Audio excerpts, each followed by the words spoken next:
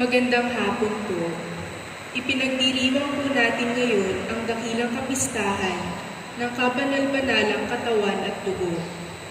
Ang misa po natin ngayon ay para sa ating pasasalamat at pasasalamat nina Alice Ganapin, Alonso family, Pasawa family, Iban and Jocelyn Fulgar Gamboa, Punya family, Ismael family, Greg Tenebro and family, Karen May Bantang, Dr. Rodrigo Valenzuela family, William Ragos, Martin, Kathleen Ann, and Matthew Monteverde, Councilor Eric Medina, Jojo, and Giselle Somalia. Para sa ating espesyal na kahilingan at sa mga kahilingan para kina Ganapin family, Kim and Nino Garcia, Sergeant Alfredo Hugo, June and Belen Munya, Fulgar family, Alonso family, Dr. Nico Valenzuela, Josefina and Naomi Bauron, Ragos family, Dr. Charmy Ann Hugo, Frederick, Kathleen Ann, and Frank Lloyd Pasawa, Steph and Lani Lavilla, Martin, Kathleen Ann, and Matthew Monteverde, Girly, Maricel and Cory Castro, Michael and Mildred Garcia, Jocelyn Fulgar Gamboa, at sa lahat ng mga frontliners. Sa kagalingan ni Alice Ganapin, Kiko Fulgar, Alma Azanza, Joselito Crisostomo, Christine Valerio, Sheen Olivar, Dang and Julia Bakiran, Marivic Encarnacion, Ravi Chulani, Maria Joan Iluminada Bakut, Jojo Cruz, at mga dinapuan ng COVID-19. Para sa ikaluluwalhati ng lahat ng mga kaluluwa, lalo na ng mga kaluluwang nakatala sa ating parokya at sa mga kaluluwa nina Herminia, Ben, Liovino, Remigio, Josefina, Mary, Edgar, Rodolfo Sr., Abelardo Sr., Esther, Goldwyn, Remedios, Samuel, Maria, Enrica, Antonio, Anthony, Cesar, Mary Belen, Brigida, Iluminado, Sr., Teresa, Irma, Cayetano, Maria, Vicente, Procesa, Felipe Sr., and Filomena, Mario and Linda, Julio Arsenio, Albino, Jose, Ireneo Sr., Aurora, Reynita, Hener, Ahmed, Emmanuel, Noli, Caferina, Antonio, Mariano, Eustaquia, Edgar, Elpidio, Felix, Mario, Buenaventura, Natividad, Jose, Tomasa, Juan Senyor, Vicenta, Pedro, Eduardo Sr., Eduardo Jr., Sonia, Antonio, Melchor, Magdaleno, Romeo, Feliciano Sr., Virgilio Roel, Andres, Margarita, at sa mga kaluluwa ng mga namatay sa COVID-19. Magsitayo na po ang lahat para sa misang pamumunuan ni Father Chris Santos.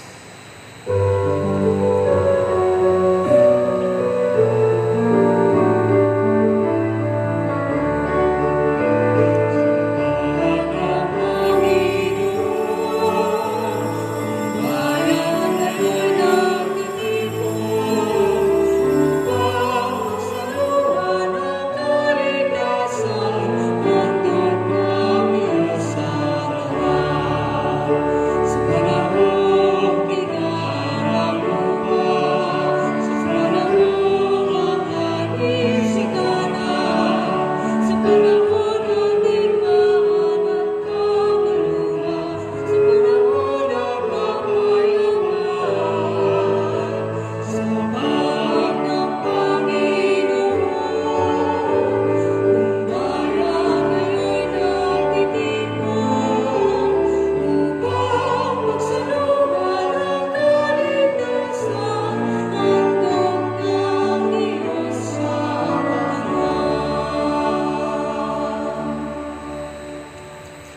pong simulan ng ating banal na pagdiriwang sa umaming ito sa dakilang kapistahan ng kabanal-banalang katawan at dugo. Sa ngalan ng Ama at ng Anak at ng Espiritu Santo. Amen. Ang pagpapala ng ating Panginoong Jesucristo na nag-alay ng kanyang katawan at dugo para sa atin, ang pag-ibig ng Diyos Ama at ang pakikipagkaisa ng Espiritu Santo naway sumainyong lahat. At sumainyo rin. Ang banal na Eucharistia, ang pagdiriwang ng pagbibigay sa atin ng Panginoong Hesus ng ating kinakailangang pagkain at inumin para sa ating kawalan ng pagpapahalaga sa kanyang ginawa, ay humingi tayo ng tawad at kapatawaran.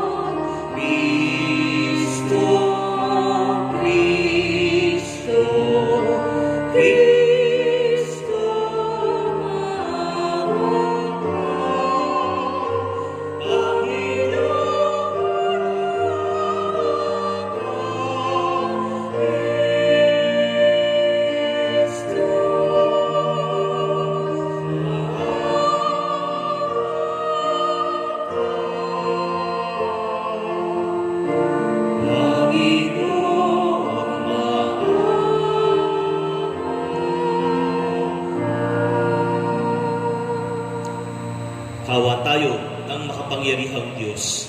Patawarin tayo sa ating mga kasalanan at tubayan tayo sa buhay na walang hanggan. Amen.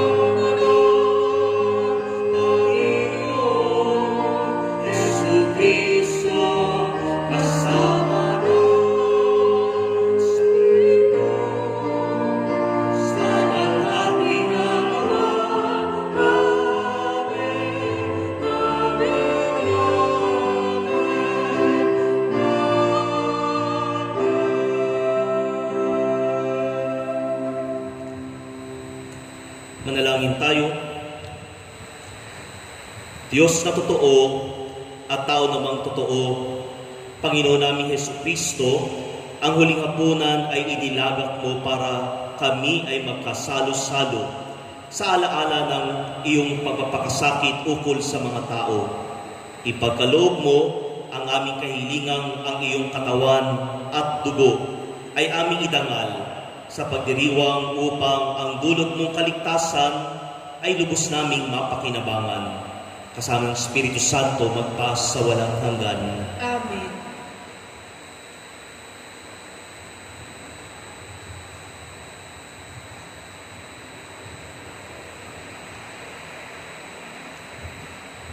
Pagbasa mula sa aklat ng Deuteronomio. Sinabi ni Moises sa mga tao, alalahanin ninyo kung paano niya kayo pinatnubayan sa ilang sa loob ng 4 na taon upang matuto kayong magpakumbaba. Sinubok niya kayo kung susundin ninyo siya. Tinuruan niya kayong magpakumbaba. Ginutom niya kayo bago binigyan ng mana. Isang pagkain hindi niyo kilala ni ng inyong mga ninuno. Ginawa niya ito upang ipakilala sa inyo na ang tao hindi lamang nabubuhay sa pagkain, kundi sa salita rin naman ng Panginoon. Huwag ninyong kalilimutan ang Panginoon na nagpalaya sa inyo mula sa pagkaalipin ng bansang Ehipto. Siya ang pumatnubay sa inyong paglalakbay sa malawak at nakatatakot na ilang na puno ng makamandag na mga ahas at alakdan. Nang wala na kayong mainom, nagpabukal siya ng tubig mula sa isang malaking bato. Kayo'y pinakain niya roon ng mana, isang pagkain hindi ninyo kilala. Ang salita ng Diyos. Salamat sa Diyos. Purihin mo, O Jerusalem, ang Panginoong butihin. Purihin mo, Jerusalem, ang Panginoong butihin. Purihin mo, Jerusalem, purihin ang Panginoon. Purihin ang iyong Diyos, kayong mga taga-Siyon. Yaong mga pintuan mo ay siya ang nag-iingat. Ang lahat ng iyong lingkod ay siya ang nagbabasbas. Purihin mo, Jerusalem, ang Panginoong butihin. Ginagawang matahimik yaong mga hangganan mo. Bibigyan kang kasiyahan sa kaloob niyang trigo. Kung siya ay naguutos, agad itong natutupad, dumarating sa daigdig na hindi na nagluluwat. Purihin mo, Jerusalem, ang Panginoong butihin. Kay Jacob niya ibinigay ang balita at pabilin. Ang tuntunit mga aral ibinigay sa Israel. Ang ganitong karapatan ay wala ang ibang bansa, pagkat hindi nila batid ang utos na itinakda, purihin ang Panginoon. Purihin mo, Jerusalem, ang Panginoong butihin. Pagbasa mula sa unang sulat ni Apostol San Pablo sa mga taga-Korinto. Mga kapatid, hindi ba't ang pag-inom natin sa kalis ng pagpapala na ating ipinagpapasalamat ay pakikibahagi sa dugo ni Kristo, at ang pagkain natin ng tinapay na ating pinaghati-hati ay pakikibahagi naman sa kanyang katawan? Kaya nga, yamang isa lamang ang tinapay, tayo'y iisang katawan, bagamat marami, sapagkat nakikibahagi tayo sa iisang tinapay. Ang salita ng Diyos. Salamat sa Diyos.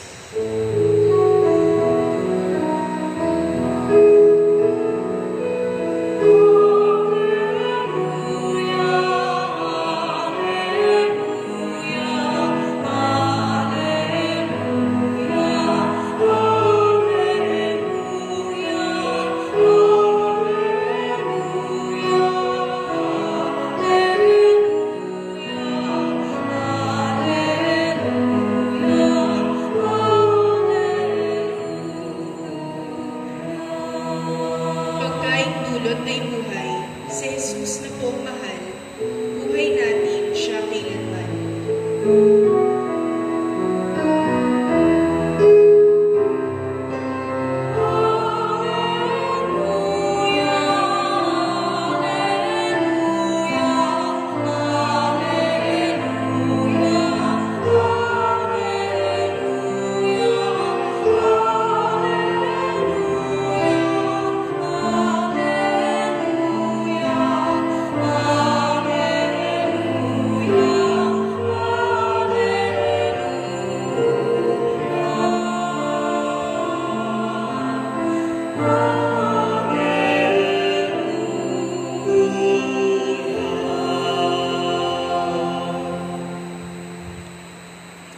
Sumainyo ang Panginoon. At sumainyo rin. Pagbasa mula sa mabuting balita ng Panginoon ayon kay San Juan. Papuri sa iyo, Panginoon.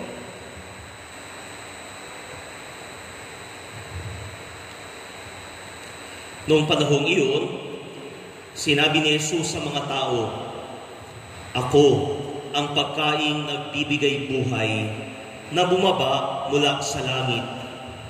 Mabubuhay magpakailanman ang sino mang kumain nito.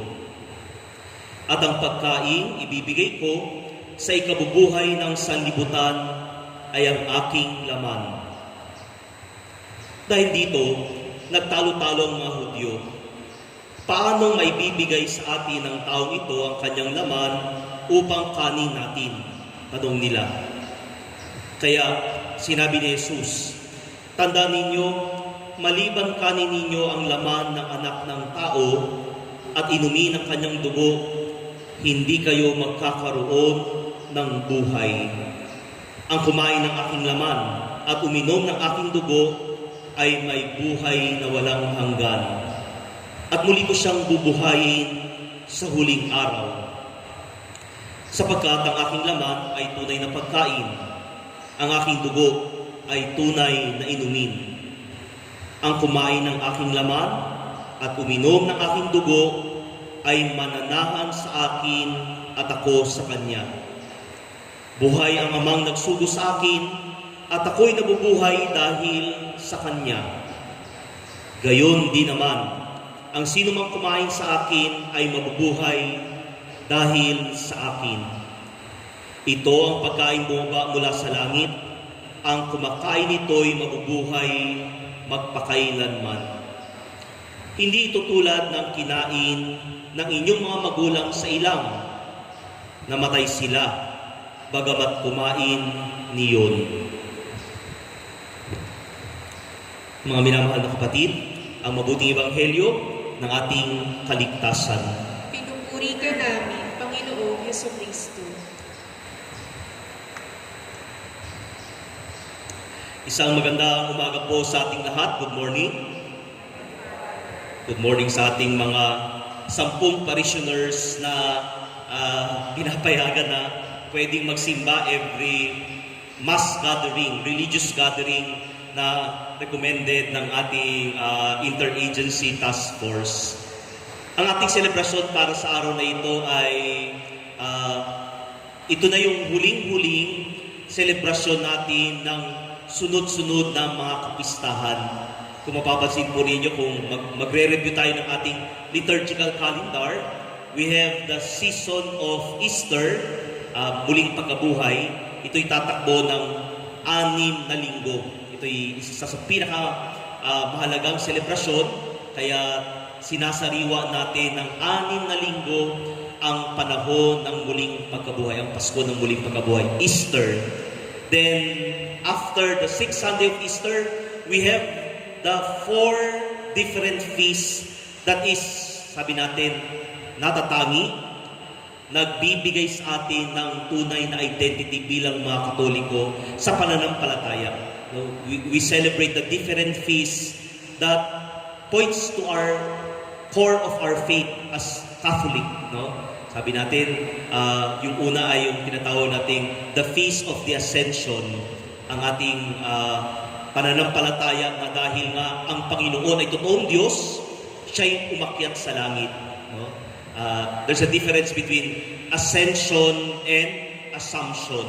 Anong pagkakaiba ng ascension and assumption? Ascension pertains to our Lord Jesus Christ. Assumption pertains to our Blessed Lady. The difference is that yung ascension, it is through one's power that God ascended. Jesus Christ ascended into heaven. Assumption, it is through the power of God that Mary ascended into heaven. Ibig sabihin, hindi sa kanyang kapangyarihan. Ascension, sa sariling kapangyarihan ng Panginoon, siya'y umakyat sa langit. Kay Maria, sa kapangyarihan ng Panginoon, ng Diyos, kaya siya umakyat sa langit. There's a difference between ascension and assumption. Pagkatapos ng ating ascension, Feast of the Ascension, we celebrate the Feast of the Pentecost. Natatangi ang ikatlong persona ng ating pananampalataya sa isang Diyos na may 3 persona, Holy Trinity, Pentecost. Then after the Pentecost, last Sunday we celebrate the Feast of the Holy Trinity, to believe in one God in 3 persons, di ba?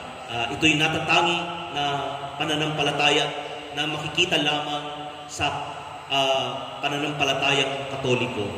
And then finally, for today, one of the feasts, one of the, sabi natin, dogma or doctrine inside the church, peculiar only to us, is the feast of the Corpus Christi, ang kabanal-banalang katawan at dugo ni Kristo, na siyang sabi natin, ito yung pinakamalapit na sakramento dahil ito yung ating tinatanggap. Ito yung ating ginugunita, inaalala, at ito rin ang ating isinasa ngayon, pinagdiriwang na ating ginagawa every Sunday. Pero parang sabi natin, medyo anticlimactic. Bakit anticlimactic? As we celebrate the feast of Corpus Christi, parang 10 tao lamang ang pwedeng tumanggap ng katawan ni Kristo. Dahil nga ang ibang mga kapatid ay nasa kanya-kanyang mga tahanan. Ang tawag natin dyan ay forced sacramental fasting. No? Parang fasting din, hindi tumatanggap, pero hindi voluntary. But forceful sacramental fasting, hindi pwedeng magsimba tayong lahat. Ang ating pagsisimba ngayong general community quarantine ay 10 lamang ang pwede. Kaya ang 10 ito ay tatanungin natin, Father, paano ba kami magsisimba? It is true for now ay registration. No? Pwede tayong tumawag sa opisina at magpapareserve kung gusto nating magsimba ng linggo. Kasi 10 lamang yung inaasahan. Kasi pag lumampas na ng 10 ay hindi pwede. So, hopefully, we pray na ano bang mangyayari bukas. Kasi i-announce, tayo ba ay magpapatuloy pa ng ating general community quarantine? Tayo ba ay ma-upgrade into modified community quarantine? O baka mamaya, para tayo nagchat-chat-chat, babalik ulit tayo sa enhanced community quarantine. Kaya ang plano kasi ng ating parokya kapag kung general community quarantine, 10 pa rin at magdadagdag tayo ng mga misa para mas marami tayong makapagsimba. Pag naman tayo po inapunta sa modified general community quarantine, sana payagan na kung ang mga restaurant ay nakakapag-dine-in na 50% capacity ng kanilang restaurant, ganoon din ang gagawin natin. Sana. With all the protocols, the health measures. No? Pero pag tayo ay dineclare uli na enhanced community quarantine, babalik ulit tayo sa pag-enhanced community quarantine. Only 5 persons allowed in the mass gathering. Kaya sabi natin, ang hirap, ano? Magpapatuloy yung ating sacramental fasting. Kaya, ang hirap ng situation natin. Hirap-hirap ng ating walang kasiguraduhan. Gusto na natin magsimba. Gusto na natin tumanggap ng katawan ni Kristo. We are celebrating Corpus Christi today, but our situation hinders us. Hindi tayo pwede. Ang hirap-hirap. Walang kasiguraduhan. Parang gusto na nating magreklamo. Ano ba nangyayari, Lord? No? Gusto na namin mapalapit sa iyo, pero parang ang layo-layo pa ng aming lalakbayin. Pero alam niyo, habang nagre-reklamo tayo deep inside us, para tayo nagre-rebelde, para gusto natin na mag-rally para kay Lord, daya-daya naman, ang hirap-hirap ng kalagayan natin. Then comes our first reading. Sabi ng first reading natin, ganun din ang karanasan ng ating mga ninuno, the Israelite, nang sila'y pinalaya ng Panginoon sa aliping bayan ng Ehipto. Anong nangyari sa kanila? They traveled for so many years. Sabi ng ating first reading, ilang taon? For 40 years. Sila'y naglakbay. Sila'y nagtiis. Ang layo-layo ng Diyos, sila'y naghihirap. At ang kanila lamang pinanghahawakan ay ang patuloy na paggabay ng Diyos sa kanila. No?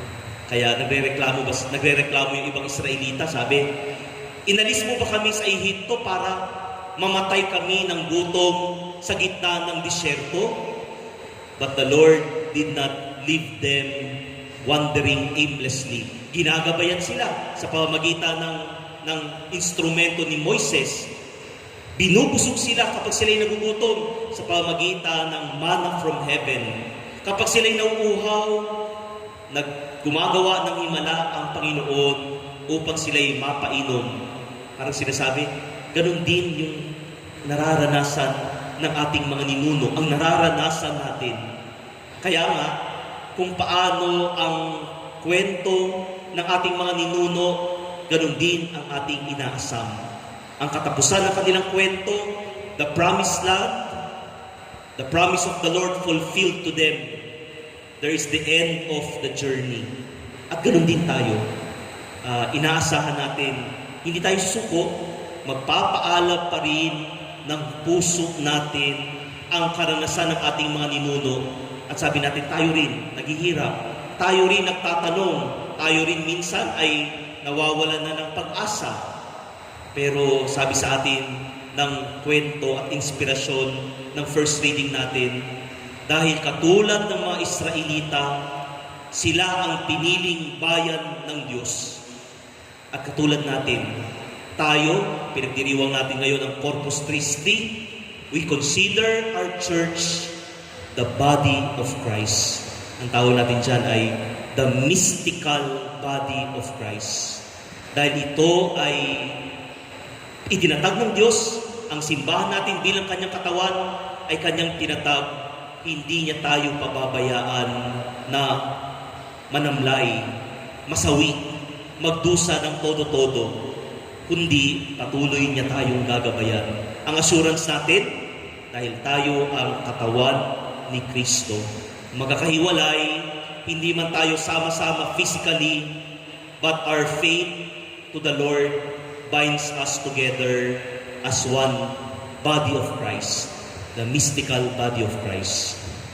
Ikalawang aspeto ng tinatawag nating katawan ni Kristo, ang simbahan, hindi lamang ang gusali, kundi ang mga tao ang tinatawag nating the mystical body of Christ.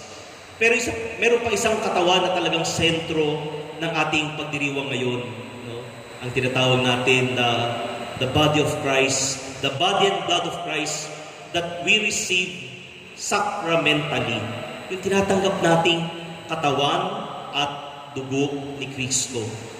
Kaya sabi ng ating ebanghelyo, ang kanyang katawan, ang kanyang dugo ay tunay na pagkain. At ang sino mang tumanggap ng pagkain na ito, mananahan siya. Ang Panginoon mananahan sa kanya at siya'y mabubuhay magpasawalang hanggan. That's a very beautiful image. That's a very beautiful profession of faith. It's also a very beautiful reminder to us. Kasi magandang, ngayon, medyo nananabig tayo, magandang muling balikan natin, bakit ba tayo tumatanggap ng katawan ni Kristo sa loob ng ating Eucharistia? The old mentality, yung ating pananaw, minsan sasabihin natin, ay, Father, tumatanggap ako ng katawan ni Kristo dahil kapag palagi akong tumatanggap, kahit na weekdays, tumatanggap ako ng katawan ni Kristo, gusto ko kasing mapalapit sa Diyos. Tama ba ito o mali? No? I wanted to receive the Lord every Sunday, the body of Christ, because I wanted to be close to Him.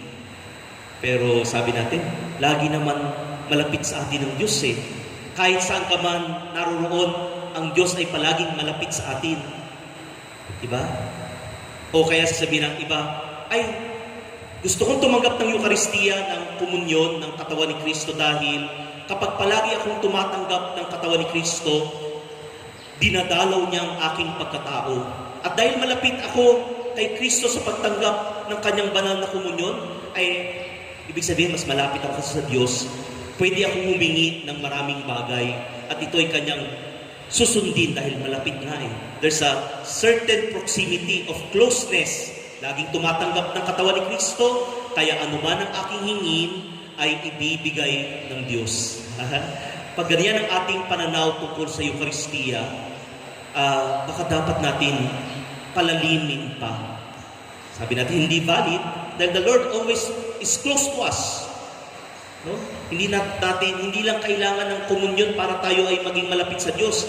The Lord is always near to us, close to us, loves us still. Pero sabi natin, may mas malalim pa sanang dahilan, pagninilay, bakit natin tinatanggap ang katawan ni Kristo. At katulad ng ibang pagkain, I don't think na nabanggit ko na to sa ibang homily ko, pero babanggitin ko lang uli.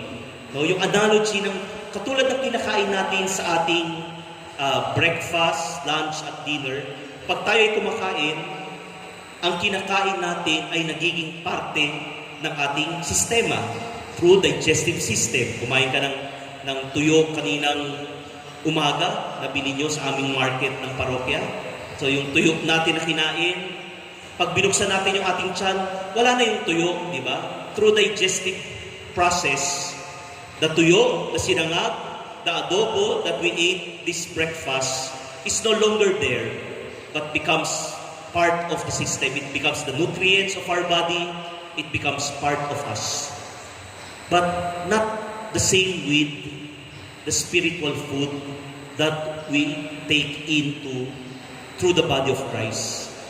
No? Pag tinanggap natin ang ating katawan ni Kristo, hindi sana ang tinapay na ito ay maging parte lang ng ating katawan. Pero kabaliktaran, tayo ang maging parte.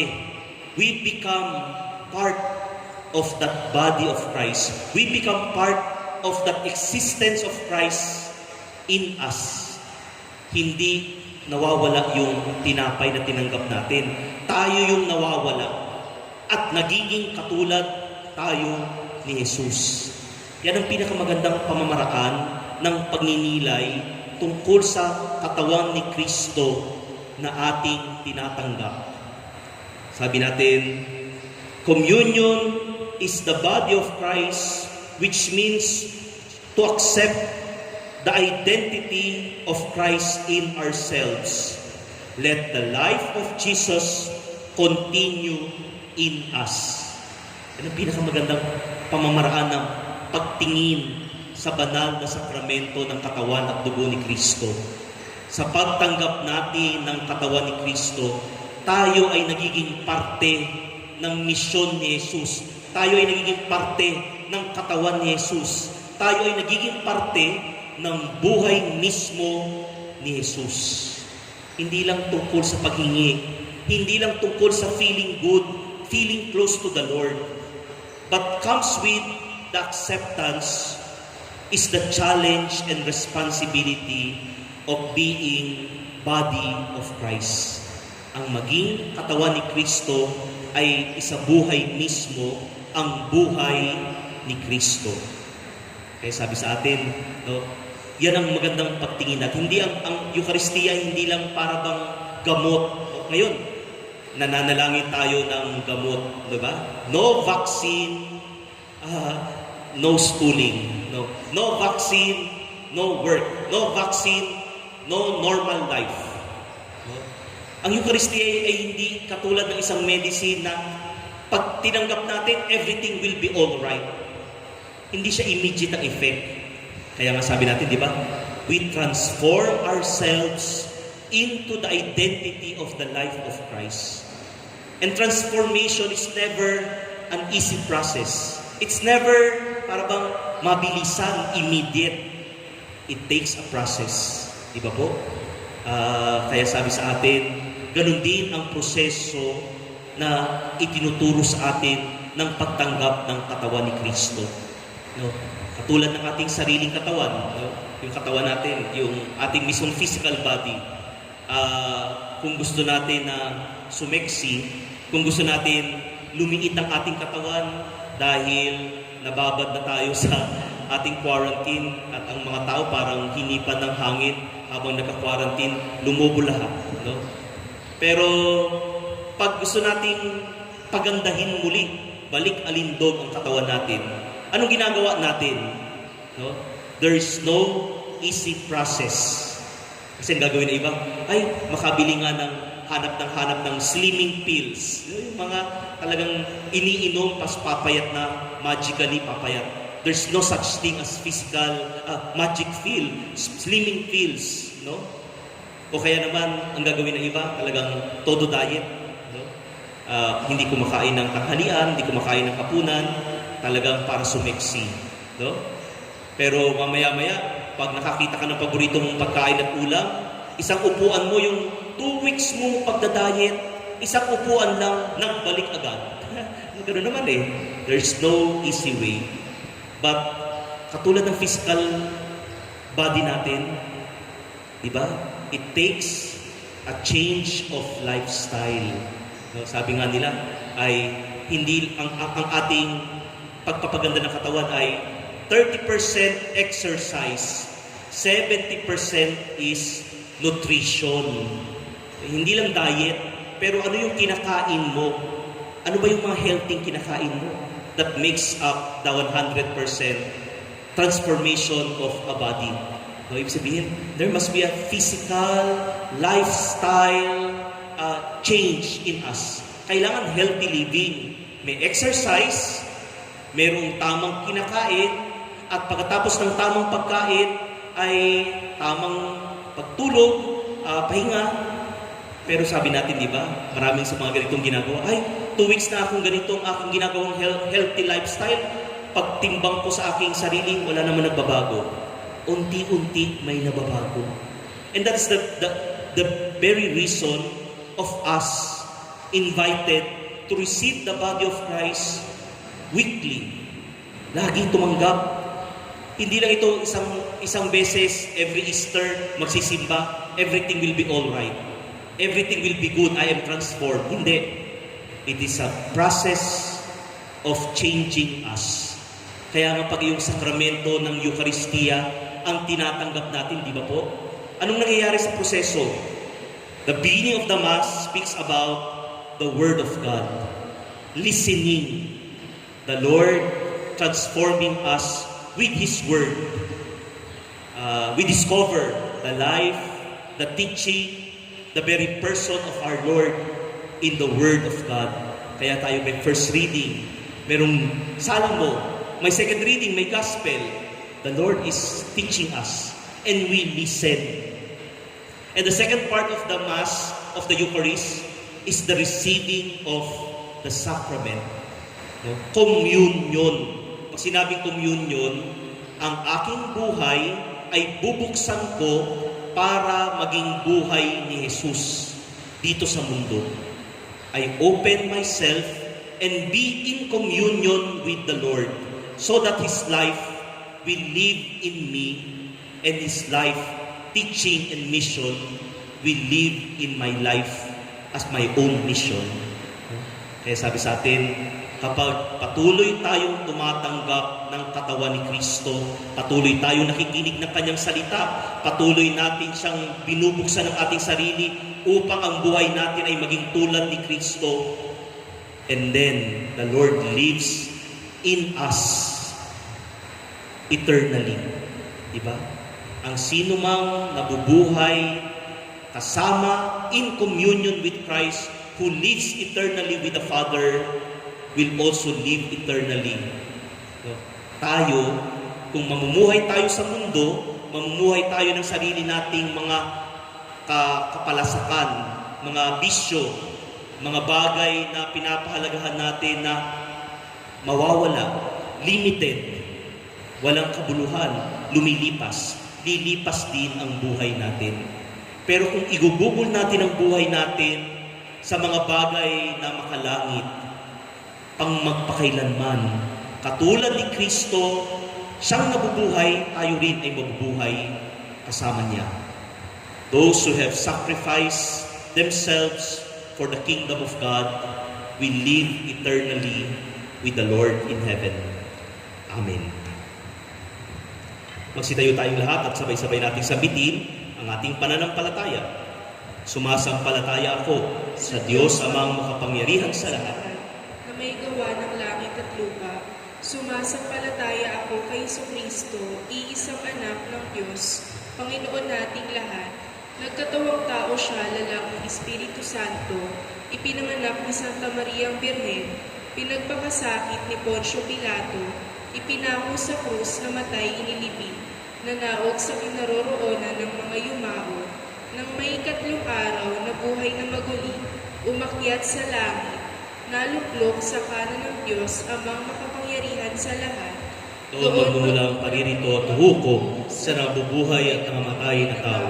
Sumasampalataya naman ako sa Diyos Espiritu Santo, sa banal na simbahang katolika, sa kasamahan ng mga banal, sa kapatawaran ng mga kasalanan, sa pagkabuhay muli ng mga namatay na tao, at sa buhay na walang hanggan. Amen.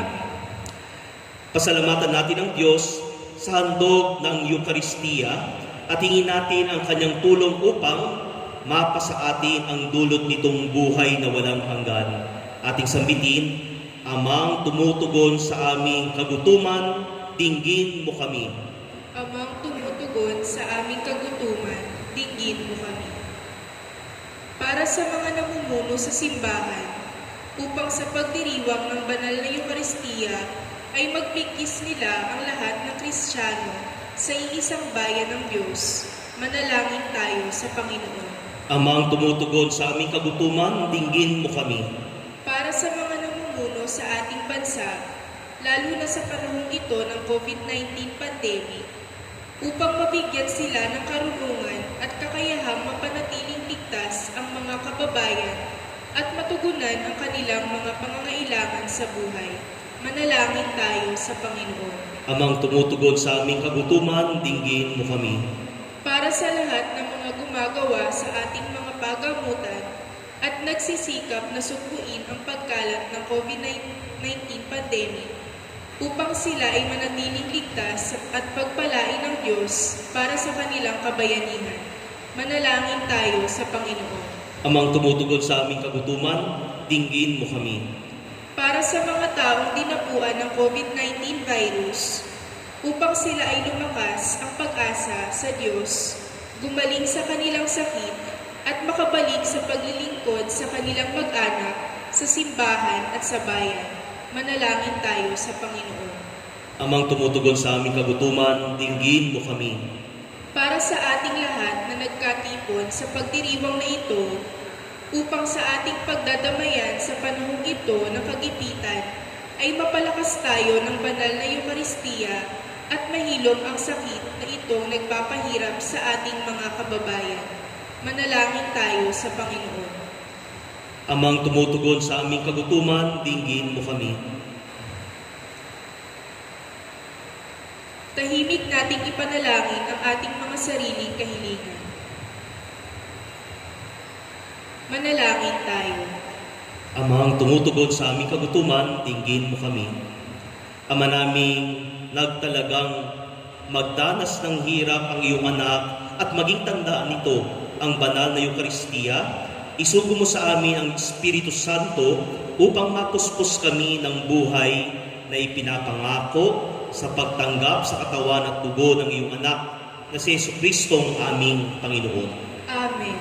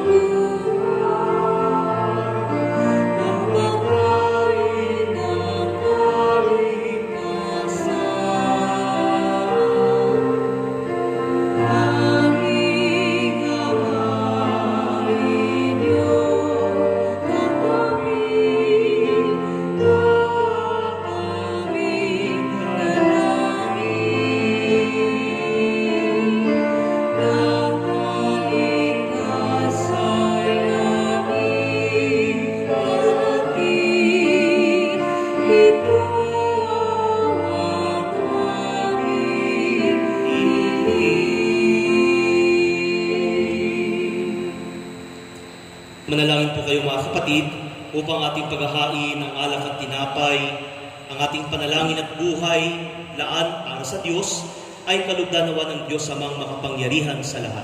Tanggapin nawa ng Panginoon itong paghahain sa iyong mga kamay, sa kapurihan niya at karangalan, sa ating kapakinabangan at sa buong sambayanan niyang banal. Ama naming lumikha, bigyan mo ngayon ang iyong sambayanan ng mga kaloob na pagkakaisa at kapayapaan na ipinahihiwatig ng mga alay namin sa paghahaing ipinagdiriwang sa pamagitan ni Jesucristo kasama ng Espiritu Santo magpa sa walang hanggan. Amen. Sumainyo ang Panginoon. At sumainyo rin, Itaas sa Diyos ang inyong puso at diwa. itinaas na namin sa Panginoon. Pasalamatan natin ang Panginoong ating Diyos. Marapat na siya ay pasalamatan. Ama naming makapangyarihan, tunay ang marapat na ikaw ay aming pasalamatan sa pamagitan ni Jesucristo naming Panginoon. Noong huling hapunan, siya'y nakisalo sa kanyang mga alagad bilang alaala ng pagtubos na laging kasalukuyan at walang wakas. Siya ang maamong tupang tumubos sa kanan. Siya ang alay na lubos mong kinalulugdan. Sa huling hapunan, kami ay nagkasalo upang ganap kaming makalapit sa iyo.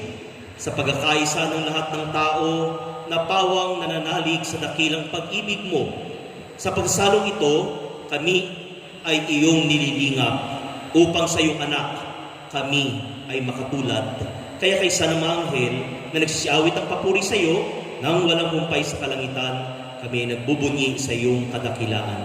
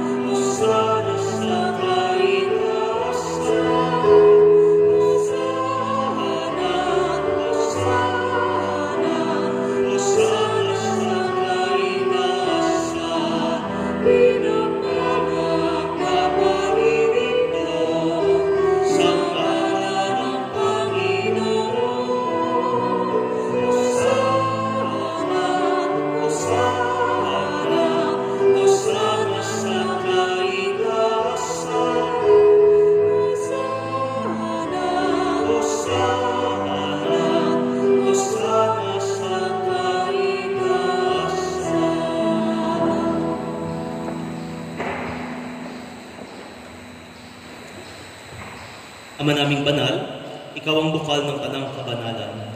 Kaya't sa pamagitan ng iyong Espiritu, gawin mong banal ang mga kaloob na ito upang para sa amin ay maging katawan at dugo ng aming Panginoong Jesucristo. Bago niya pinagtiis ang kusang loob na maging handog, hinawakan niyang tinapay. Pinasalamatan kanya. Pinaghati-hati niya iyon, iniabot sa kanyang mga alagad na ang wika. Tanggapin ninyong lahat ito at kanin. Ito ang aking katawan na ihahandog para sa inyo.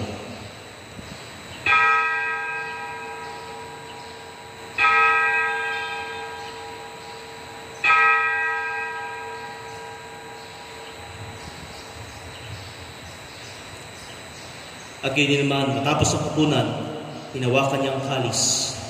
Muli kanyang pinasalamatan. Inabot niyang kalis sa kanyang mga alagad na wika. Tanggapin ninyong lahat ito at inumin. Ito ang kalis ng aking dugo. Dugo ng bago at walang hanggang tipan. Ang aking dugo ay bubuhos para sa inyo at para sa nakakarami sa ikapagpapatawad ng mga kasalanan. Gawin niyo ito bilang pag-alaala sa akin.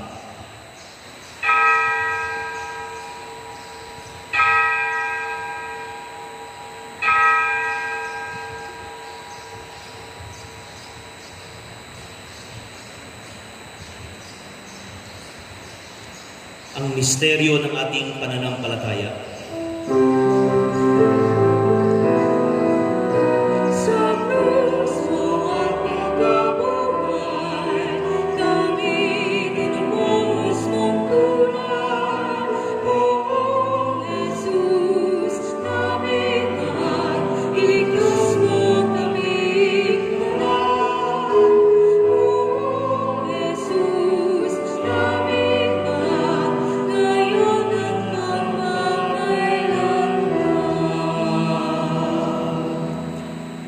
Ama, ginagawa namin ngayon ang pag-alala sa pagkamatay at muling pagkabuhay ng iyong anak. Kaya tinalay namin sa iyong tinapay na nagbibigay buhay at ang kalis na nakakaloob ng kaligtasan. Kami nagpapasalamat dahil kami iyong minarapat na tumayo sa harap mo upang maglingkod sa iyo. Isinasamo namin na kaming magsasalo-salo sa katawan at tugo ni Jesucristo ay mabuklod sa pagkakaisa sa pamagitan ng Espiritu Santo. Ama, lingapin mo ang iyong simbahang laganap sa buong daigdig. Puspusin mo kami sa pag-ibig. Kaysa ni Francisco namin Santo Papa, ni Roberto namin Obispo at ng Tanang Kaparian. Alalahanin mo rin ang mga kapatid naming nahimlay na may pag-asang sila'y muling mabubuhay, gayon din ang lahat ng mga pumanaw. Kawaan mo sila at patuloyin sa iyong kaliwanagan. Kawaan mo at pagintapatin kaming lahat na makasalo sa iyong buhay na walang wakas.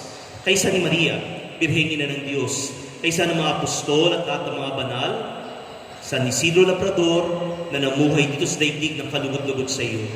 May pagdiwang nawa namin ang pagpupuri sa ikararangal mo sa pamagitan ng iyong anak na aming Panginoong Jesucristo.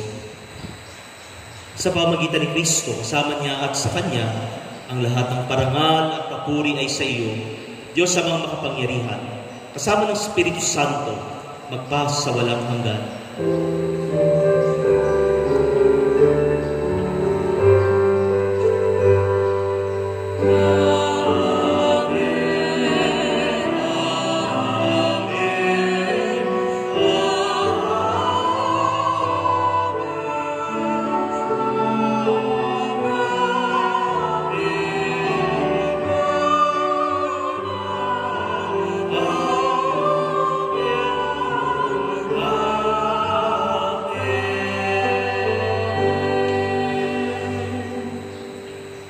Tagupiling ng mga nakagagaling na utos at turo ng Panginoon natin at Diyos, lakas loob nating dasalin.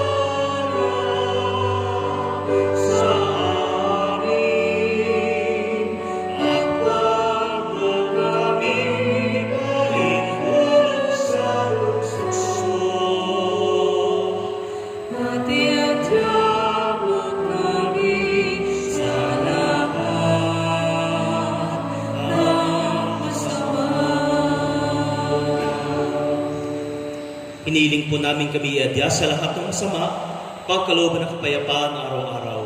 Iligtas kasalanan, ilayo sa anumang kapahamakan, samantalang aming pinananabikan ang dakilang araw ng pagpapahayag ng tagapagligtas naming si Jesucristo.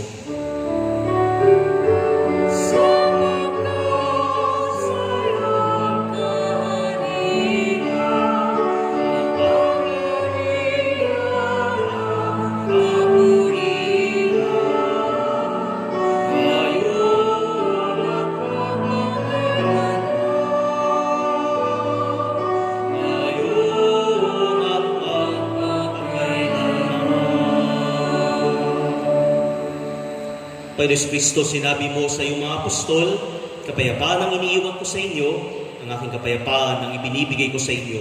Tungayan mo aming pananampalataya. Huwag ang mga nagawa naming pagkakasala, Pagkalooban mo kami ng kapayapaan at pagkakaisa ayon sa iyong kalooban, kasama ng Espiritu Santo magpasa walang hanggan. Amen. Kapayapaan ng Panginoon ay laging sumainyong lahat. At sumainyo rin. Magbigayin po tayo at maghangad ng kapayapaan sa isa't isa. Peace be with you.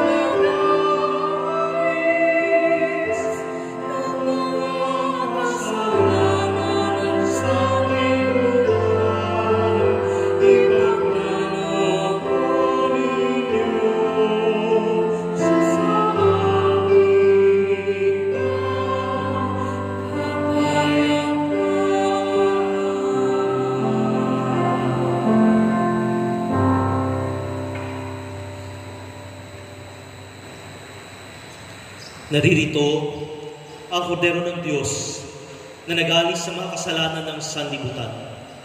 Mapalad tayo natatanggap ng kanyang banal na katawan. Panginoon, hindi ako karapat-dapat na magpatuloy sa iyo, ngunit sa isang salita mo lamang ay gagaling na ako. Ang katawan ni Kristo. Amen.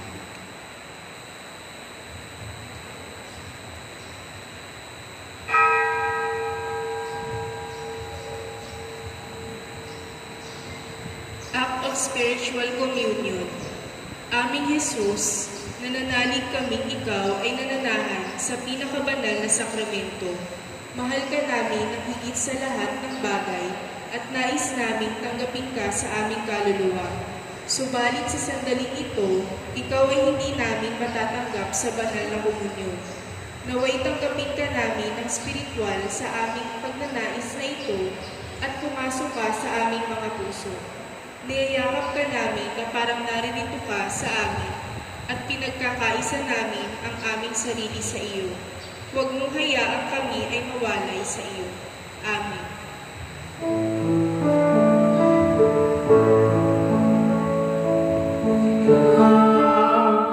Sa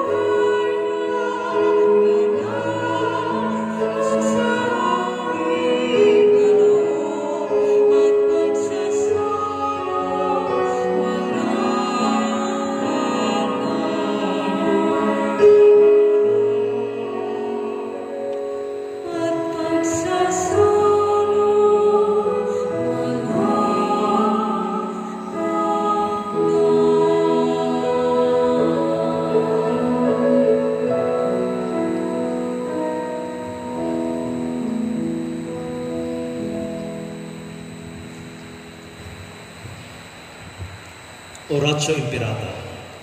Makapangyarihang Ama, lumalapit kami sa iyo sa aming pangangailangan upang hilingin ang proteksyon laban sa COVID-19 na nagpapahirap sa marami at kumikitil ng maraming buhay. Gabayan niyo po ang mga kamay at isipan ng mga eksperto sa medikal upang sila'y makapaghanap ng lunas sa epidemyang ito. Naway iligtas niyo po kami sa lahat ng uri ng karamdaman at pag-ibayuhin mo sa amin ang pagnanasang kumaling at dumamay lalo na sa mga nangangailangan. Hiling po namin ito sa pamamagitan ni Kristo, Anak mo at ng Espiritu Santo magpa sa walang hanggan. Amen. Mahal na Birhen, mapagpagaling sa mga may sakit. Ipanalangin mo kami. San Lorenzo Ruiz, Ipanalangin mo kami. San Pedro Calungsod, Ipanalangin mo kami. San Isidro Labrador. Ipanalangin mo kami.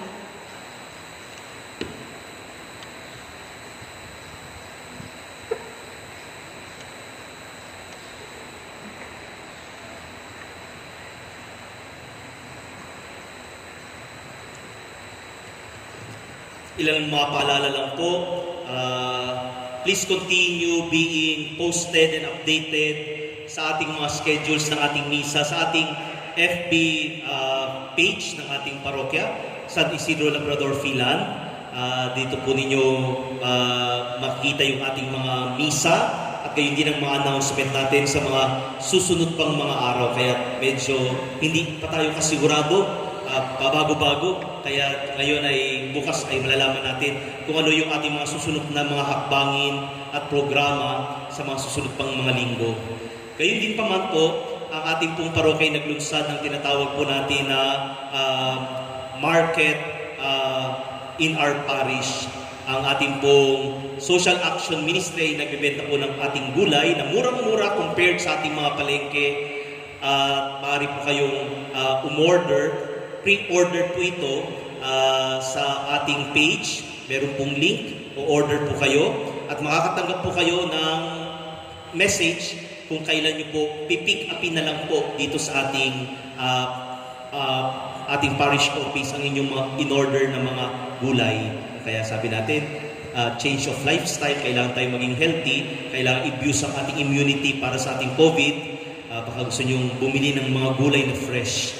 Lalong-lalo na, next Sunday ay, kung di ako nagkakamali, ay Father's Day. Baka gusto nyo iluto ang inyong mga pinakamamahal na mga husband ng napaka-healthy na meal sa pamamagitan ng ating mga gulay. Kaya please visit our Facebook page at ang ating ang mga announcement po ng ating parokya. Manalangin tayo.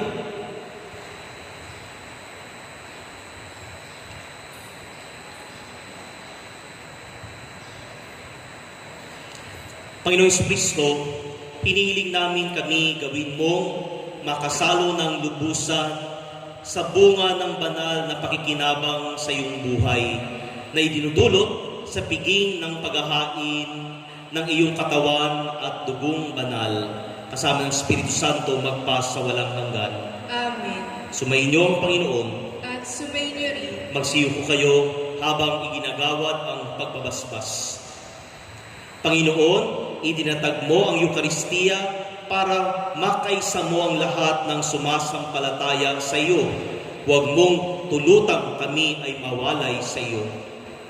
Amen. Panginoon, sa Eukaristiya, ang iyong bayan ay nagsasalo sa parehong banal na pagkain. Pagbuklorin mo kaming lagi bilang kabahagi ng parehong katawan. Amen. Panginoong Kristo, tinugunan mo ang gutom ng iyong bayan sa pamamagitan ng Eukaristiya. Sa sakramentong ito, tulutan mong tumupad sila sa iyong kalooban. Amen. At pagpalain kayo ng makapangyarihang Diyos, Ama at Anak at ang Espiritu Santo. Amen. Tapos ng ating pagdiriwang, humayo kayo sa kapayapaan upang mahalin at paglingkuran ang ating Panginoon. Salamat sa Diyos.